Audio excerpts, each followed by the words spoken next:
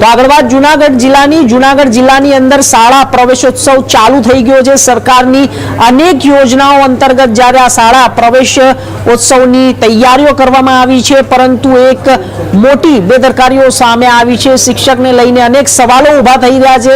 આપને જણાવી દઈએ કે શિક્ષકો જ્યારે ભણાવતા હોય છે ત્યારે ધ્યાન બાળકોનું ક્યાં હોય છે અને તેવા ઉપર પણ પ્રશ્નો ઊભા થઈ ગયા છે।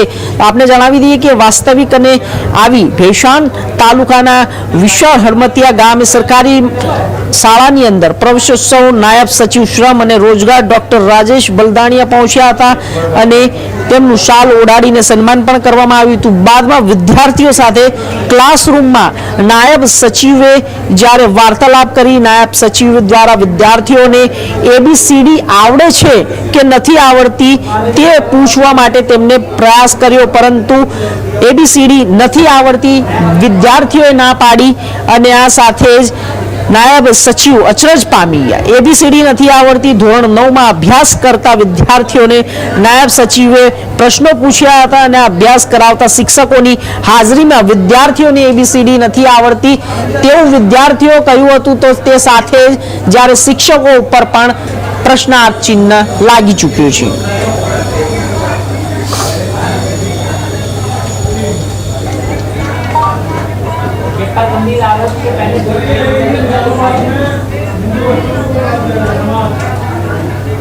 તો આગળ વાત કરીશું માઉન્ટ આબુની અંદર